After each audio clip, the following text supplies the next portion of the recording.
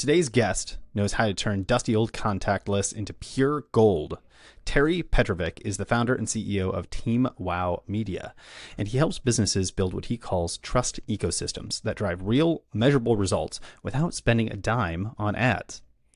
If you've got leads that have gone cold or clients who haven't heard from you in years, this episode is going to hit home. Let's dive into the systems, the mindset, and the strategy behind Terry's approach. Terry, I am so excited to be jumping in. Before we get into a bit of like story and things like that, we were talking about something offline here. What is a trust ecosystem? What does that mean to you? Well, Tanner, first of all, thanks for allowing me to be on your show. You do amazing work in our community, and I know you span nationally and internationally, so it's an honor and a privilege to be here. Being one of the old dogs in the business, I've been working for myself now for 30 years. I've discovered that, myself included, I've got trust issues because I've been burnt or taken advantage of. And over that 30-year time period, I've come to realize that most prospects have a problem in what they want more than anything.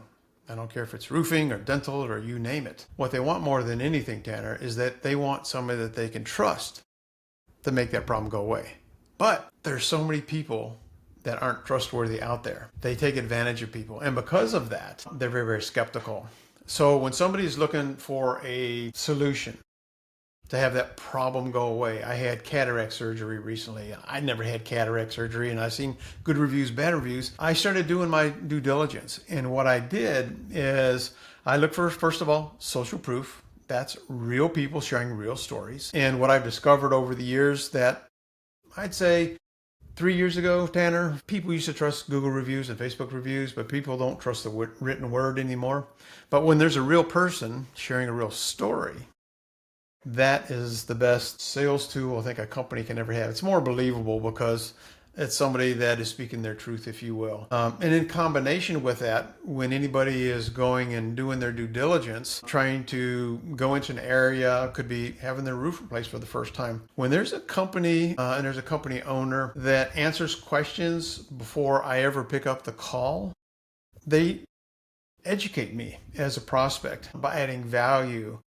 Now, what I've discovered, and I've kind of coined this, is when you have testimonial videos and frequently asked question videos together, a business owner can create a trust ecosystem. And all a trust ecosystem does is it builds confidence in that prospect so they feel comfortable on making that phone call or clicking that button to set an appointment. It's such a fascinating thing to be thinking about, especially, as I look at how have I made purchases in the past, especially recently. And I can't tell you the number of times I've gone to, whether it's a website, a landing page, starting to kind of do some research on a company. And if there is no video, right, I'm looking for that thing that I can click and I can actually hear in their own words, what it is that I'm looking to buy and what's the credibility and all that kind of stuff. They don't have it. Oftentimes I'm like, I don't know, I'll just keep searching.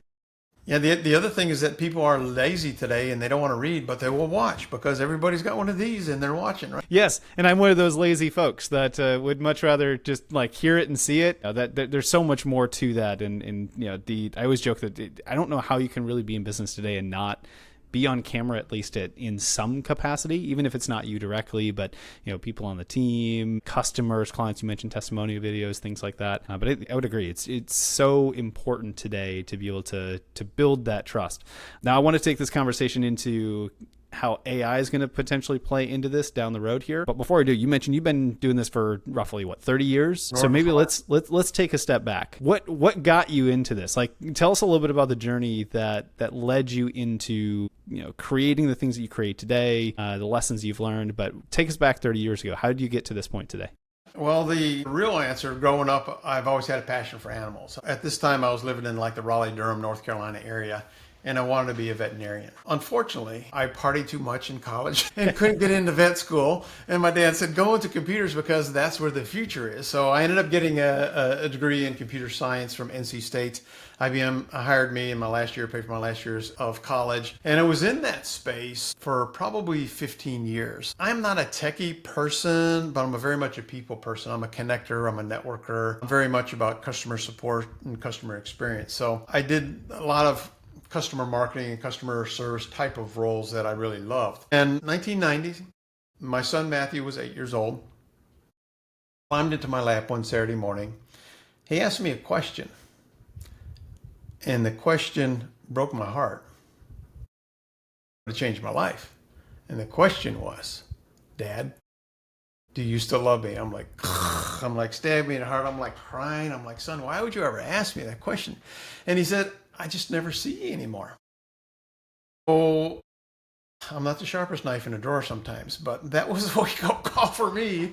And 6 months later, I quit my software job, and I've been working for myself ever since. And I tried multiple different things, and as time would go on, I evolved to doing lots with video, built large teams of people all over the world, 40,000 people, 20 different countries, and really have a passion for teaching, coaching, and training people, which I became really, really good at. I love copywriting. I love marketing. I got ADD. I got dyslexia. You'll see a lot of books behind me, but sometimes it would take me 5 times longer than the average person to read a book, but it's something that I had of interest. So I really found working with people and helping them grow their business so they could attract their ideal clients with, attraction marketing, if you will, was the way I like to do business. And I found, working with lots of different people, that if you could teach a business owner how to attract more of their ideal clients, and they would stop selling and stop hyping and stop pushing, they would have more success, and the clients would stay with them for a lot longer time. I really love that. I'm going to ask the question only because you mentioned books, so I'm putting you a little bit on the spot here. What's the best marketing book that you've ever read? Best marketing book had to be Dan Kennedy's No BS Marketing. Ooh, yeah, that's a good choice. I'll tell you, this is what I'm reading right now. It's called The 5 Types of Wealth. Really, really great book. But yeah, I mean, I'm a big fan of Darren Hardy as well. Compound Effect, Jeff Olson, The Slight Edge. Love those books. Outwitting the Devil. Have you ever read that book? Oh yeah. Yep. Fantastic book. Fantastic. Kind of shakes people to their core sometimes. Napoleon, I love all of those types of books. And you know this because you talk about this so much. It's all about mindset, really. Mm-hmm. What we create in here has so much to do about what we create out there. And for me, is that quality of life story that I had with Matthew that really shifted my perspective and shifted my priorities so that, I don't chase money anymore. I pick the people that I want to work with. I get up every morning when I'm done sleeping, which is kind of a beautiful thing. And I'm at a point in my life where I just absolutely love what I do. And I know I make a difference with my clients, and all of my clients end up becoming friends. And it's kind of the way I like it. I really love that through line. When you think of quality of life, you think of even some of the marketing, working for yourself, things like that. You mentioned, attraction marketing. I'm actually rereading one of Dan Kennedy's books right now, Magnetic Marketing. So totally love that stuff. But when you think of even quality of life, it's the ability to attract some of that into your own life, right? Rather than chasing money, chasing all this stuff, but being able to attract that. So I love that. And then being able to, almost jump over to what does that look like in a small business world, right? If we chase customers all the time, what does that look like versus being able to attract them to us? So you had mentioned something, again, kind of right before we jumped on the call here on reactivation of our database. For those that haven't thought about this before, what is database reactivation? Like how does that play a role within a small business kind of marketing toolkit? That's a great question. Thanks for asking that one. What I've learned over the years is that a lot of people, because they want to get that new customer, and they run ads, Google ads, Facebook ads, Instagram ads all over the place, printed media as well, they forget about the person that they had a relationship a long time ago. And some of our clients, I'm thinking of one in particular, had a database of people who have bought from them 5 years ago, but they never market to them. So what we do is we kind of reignite the relationship. At some point, the business owner had a relationship with the client where they know them, like them, and trusted them. And what we do is we reactivate those people, if you will, with SMS or text message marketing. And we have a very specific formula. We reach out. It's a personalized message to the person. We mention the company name. We create urgency in that message. We have a few vouchers left for whatever the voucher is. And then would you like one? So it's a binary yes or no. And the conversion rates for this approach, for somebody who has a database of 3,000 or more, 5,000 inactive people is pretty surprising. One of our clients, Dr. Childers up in Virginia, he brought in over $500,000 to a sales pipeline, all with inactive people in his database that he wasn't talking to. It's pretty amazing. It's amazing the tools that exist today as well. I think of, some of the stuff that we learn here within the action coach world. And, we got kind of some of the stories that we tell and, looking at how do we increase profitability. Number of transactions is one of them. And I always love having that conversation. One of the easiest ways, especially in a retail environment, you always use the example of a little hardware store. The easiest way is to get people to buy more from you. Ask them to come back. Yeah. Send them a message and say, hey, haven't seen you in a while. Would love to see you stop in, or, use tools like this database reactivation, things like that. It's absolutely amazing to me how often overlooked that can be, but such a powerful tool at the same time. It absolutely. The other thing that we use with this system is a lot of people will run ads, but because they're running lean from a sales team standpoint, is they never nurture those leads. So they might reach out to them once, maybe twice. But when you have systems, and I know you're a big systems guy, and you have automations that can nurture those leads hands-free from a human, that just allows that marketing effort to be so much more profitable. And sometimes it's about staying top of mind. Sometimes it's about just being remembered, not asking for anything, but giving so that person remembers you at some point when they need you. Yeah, absolutely. So let's take this back into the kind of the video content piece. So we talked a lot about the video testimonials, frequently asked questions. I absolutely love that one. I think it can be easy for people to think, oh yeah, I need testimonials from people. But I don't know. I would normally default to a written, frequently asked question piece versus a video piece. But I have to imagine when you think of past customer or past prospect, nurture type stuff, some of this database reactivation, kind of pairing that with these types of videos that really provide value and stories, I have to imagine that's a very powerful combination.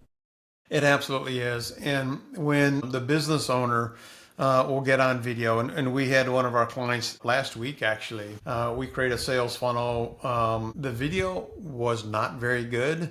The lighting was not very good. But what we discovered when we looked at the metrics is that people who got that SMS message with that video in it realized that that person was real and they were sharing authentically, and that creates trust. And in my opinion, and I think you'd agree with me, is trust creates the transaction. 100%. Which, I think this is a perfect segue, Terry, because I really want to get into this piece. We talked a little bit about AI. How is that going to play a role? Because I can see, we talked about a few things offline on how it's really going to help and bolster and be able to, especially with the database reactivation and some different automation things there. But what about in this video space? How do you see that playing a role? How important is authenticity today when we see this video and image AI getting so good out there today? How do you see that playing in? That's a great question. I think, to me, I'm all about authenticity and transparency. However, we have been trained to be entertained. And you can take this video clip that we're doing right now, and you can create an animated version of yourself, which is kind of like, hey, that's kind of cool. Tanner is now a cartoon, all right? So it is about grabbing people's attention. So I think it's going to be a blend of both. And you're right, it's just going to get better and better. I mean, you can see all kinds of deep fakes out there. It's kind of like fire and the sword. You can use it for good or you could use it for evil. I think small business owners can use it for good. I think they can.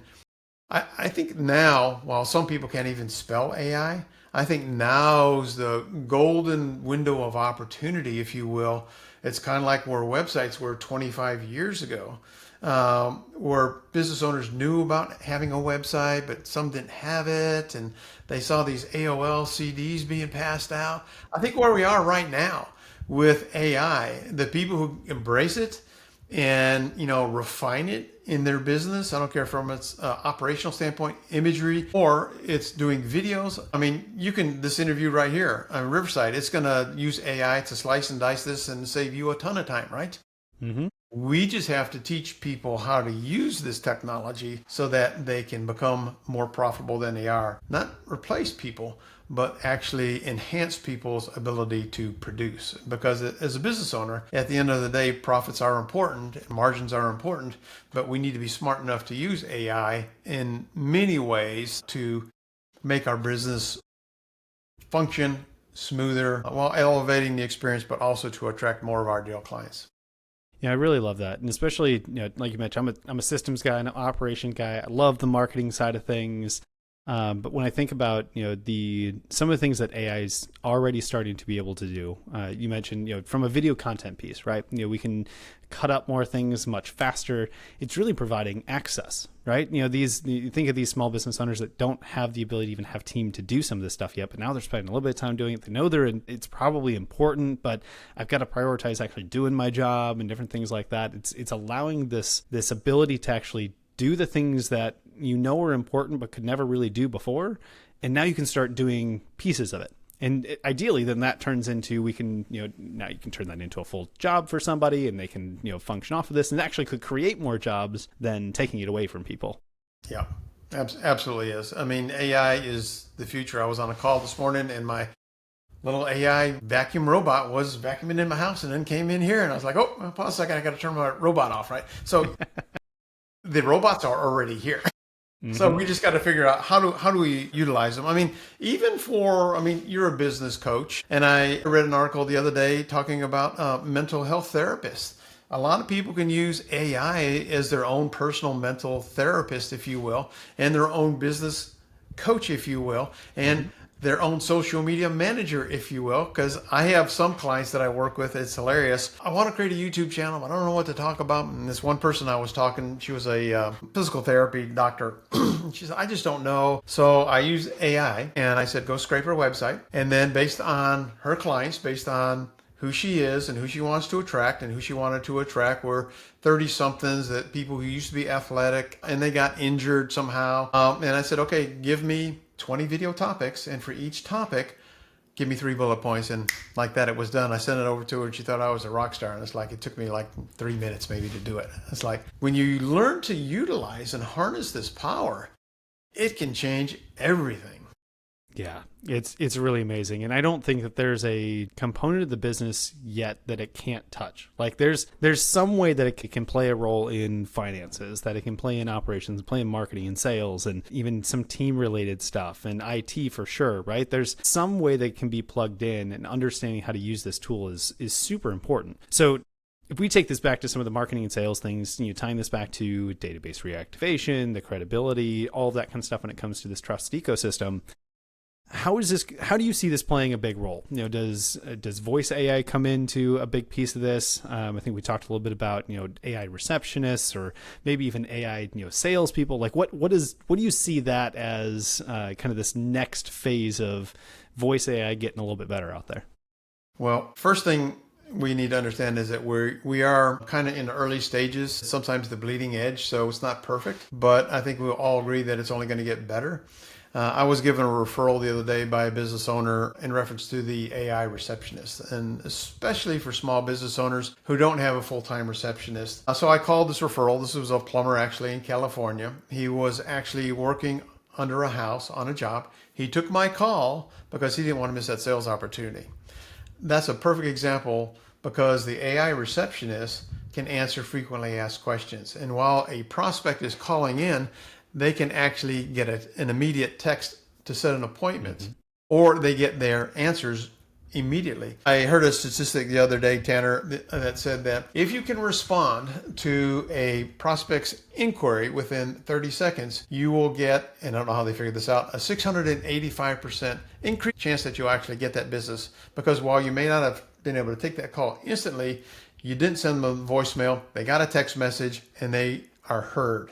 A lot of times, if people can reach out to a company, they don't want to leave voicemails, but if they get an SMS message right away, now they feel like they're heard and they're part of the process, and they feel like that company can actually solve their problem. Missed call text backs are a great way to do that. But when you call a phone number and there's a real person that says, hi, this is Ashley with Tanner's Coaching Solutions and Salon Services. So I'll just put you in the salon business. Hope that's okay. I love that. How may we help you today? And then they start firing questions and the AI answers the questions like that. And then it says, would you like to schedule an appointment? And while they're on the phone, they actually get a text message with a calendar link that works for them. Now, while you didn't have to take that call, that prospect has been heard, and that prospect now feels like their problem can be solved. I think it's a brilliant way, and it's only going to get better and better. Frequently asked questions, setting appointments. We've got restaurants that, do you offer gluten-free options? What are your hours? Do you deliver? All those commonly asked questions, an AI bot can actually handle those where the humans are actually serving real customers real time. But the goal is we never want to miss a sales opportunity. Yeah, I absolutely love that. As I've learned a ton, as going through the marketing and sales journey, and that speed to connection really does matter, right? One of my favorite books that helped me learn some of those initial statistics is The Conversion Code by Chris Smith. I don't know if you've read that one yet, but it has a lot of diagrams, things like that 30 seconds versus 5 minutes versus, 2 days later. And I can, recall several conversations with, some of our clients, years ago where, they wouldn't get back to a sales inquiry for 2 days. And it's like, well, the prospect already went and solved their problem. That's right. Being able to just connect right away. And I think that the more you can make that human-esque, the better that's going to be. Yeah. The other thing that a lot of business owners will take advantage of for the AI is they'll have their regular staff answer the calls, but instead of paying money for an after-hours answering service, to let AI do that. Now, here's an interesting thing that AI can do. A lot of people may not realize this. Is I did a demo the other day with a doctor's office up in Pennsylvania the other day, and the AI answered all the questions. And then the caller, which was actually the doctor doing the demo, I was doing the demo with, started being difficult. And I told him, I said, okay, Jamie, just be a jerk. I know you can do this really well. He was starting to get progressively more upset. And he said, I want to talk to somebody right now. And instantly his call was transferred to his wife's phone, which is the way I set it up, and her phone rang. So the AI can actually detect if somebody is upset, or let's say there's a restoration company or a plumbing company where they want to talk to a human right away. Not all calls are like that, but some are. Like 2 o'clock in the morning, you got water coming out of your house, you want to talk to a tech right away. It can do that live call transfer to a real person. So the AI can handle a lot of the mundane stuff, but when somebody needs to talk to somebody like a real person, like I called QuickBooks the other day, and I got stuck in their AI loop forever, and I could never talk to a human, which was really frustrating. The way we have our setup is if somebody wants to do a live call transfer to a real person, it can instantly do that. Oh, that's amazing. What about training for AI? Setting this type of stuff up for small businesses, is a lot of the training already inherent within kind of the companies that provide the AI service, or is there a level of teaching that needs to be done to the AI to better understand your product services, how you communicate, things like that? Talk to us a little bit about that piece. Yeah, that's a great question. So right now we have about a 2,000 word vocabulary. So we have to really step back and say, okay, what problem are we really wanting the AI receptionist to solve? Is it general questions, or is it giving pricing information? We never like to give pricing information. We always like to get that real salesperson on the call. But I always tell people it's going to take us a little while to get the kinks out of it, but you should be able to, with scraping information from your website, uploading it to the AI prompts, tweaking the AI prompts. And a prompt, just so you know, if you're not familiar with AI, is how you're teaching the AI to respond to various questions. I did a demo. If you guys watching this, if you want to experience this, you can go to my website, teamwowmedia.com, and you can click on the AI Receptionist, and you can actually see a demo. So the scenario I gave was, okay, this is a restoration company that does painting and flooring. Prospect calls in. They said, I got some water damage in my bathroom. Can you fix it? Yeah, we can send somebody out, book the appointment. Do you have any other questions? And then right at the very end, I say, yes, probably going to need flooring replaced. And I have kids and I have dogs. The AI kicked in and says, no problem. We'd recommend vinyl plank and laminate flooring because, and this is connecting, I didn't say anything about vinyl floor or vinyl plank or anything like that. The AI was smart enough to make those industry recommendations, if you will, and convey that to that prospect who had that water damage. And it's like, holy mackerel, it's amazing. The other thing that I've seen and heard from our clients is that most businesses have a receptionist script, if you will. Unfortunately, people being people come in on Friday morning or a Monday morning, somebody cuts them off, and their attitude is not what we would call friendly and professional. Something happens, and people are people, and while they have a script, they don't always follow the script. While they know they should be professional and courteous, they're not always professional and courteous. The good news about the AI receptionist, 100% positive, 100% consistent every single time, and it does the McDonald's ask, which is, would you like fries with that? So a lot of times people will get on the phone, they'll take calls, but they never ask for that simple upsell. And you know, and I know, there's power when you ask for that simple, would you like fries with that? Whatever that upsell is. Or would you like to take advantage of our service, our discount if you're a veteran or a teacher or whatever it is. So there's lots of cool things that AI can do consistently that can help the business owner increase their revenue and profits. I love that so much. And, you mentioned a few things in there, from the prompts that you give it, the information that you train it on, it taking a little bit of time, right? And, one of my favorite things in this last, we'll call it 3 or 4 months, is I finally decided to just go all in on playing around with ChatGPT, getting the actual upgraded account. Like, all right, I'm gonna use what? this. You're spending $21 a month now? I know, right? But what's crazy? So I've been talking to a few people about, hey, have you been using this, all that kind of stuff? Like, how do you use it? I'm like, well, have you ever run out of memory? Like, what do you mean? Like, have you ever gotten enough information into it that you ran out of memory? I've ran out 3 times. And the responses that I get in, like, out of GPT now compared to what I got before is just night and day difference, because I've fed it so much learning over the last several months with it. It's just insane, some of the capability it can have if you continue to feed it the right information. All the scripts, all the different things that you have within your business, share that with it, because then it can actually do those things consistently. Like you said, that's absolutely amazing. Absolutely. Now, I want to touch on something that you asked about, what my favorite book was. And we talked about Dan Kennedy. And I love Dan's no BS style. So I have taken marketing copy that I've written and just changed the prompt to say, now rewrite this in Dan Kennedy's voice. And boom, it's done. The other one is Jay Abraham. You say, Jay Abraham, rewrite it in Jay Abraham's voice. And if I want to be loud and obnoxious, I'll say, write it in Perry Belcher's voice. And instantly, different styles.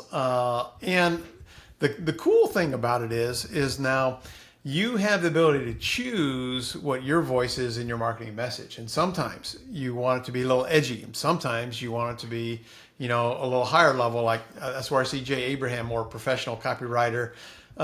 Perry Belcher is just like crass and effective, and it converts, but it's just a different style. And it just works beautifully. Yeah, it's absolutely. I love that so much. I also love asking the AI, hey, I want you to go do all the research on these different folks from years past. I'd like to run these ideas past, this mastermind group. Give me some ideas. What questions do you want to know? It's when you treat it like that, it's a night and day difference versus just simple thing in, simple thing out. Yeah. Napoleon Hill talks about the power of the mastermind, and the mastermind could be with Benjamin Franklin and George Washington and all the old timers. Zig Ziglar you can throw in there. And ask them those types of questions. I just saw something today where Darren Hardy, he used to be the publisher of Success Magazine, and he's probably interviewed more billionaires than anybody on the planet.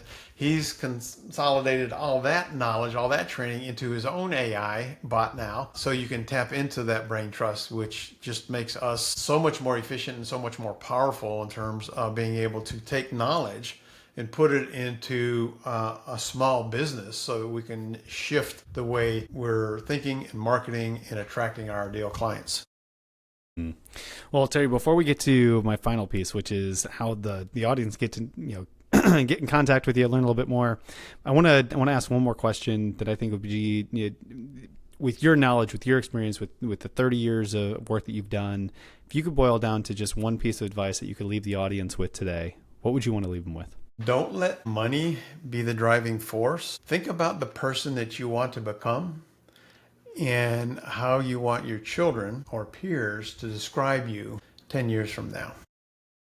It's how do you become that person you've always wanted to become, knowing that you're not that person today? Because when you shift your thinking from making profit today to a legacy of who you are and what you represent, that makes a difference. I really appreciate that. And I love how that's really full circle and kind of the full conversation today. Definitely encourage the audience to really take that one in and really think about what does that look like for you in your own life. So Terry, for those that are listening, are watching, how can they get in contact with you? If they want more information, they want to learn more about you, they just want to connect with you at some networking event here in Round Rock, how can we advise them to get in contact with you?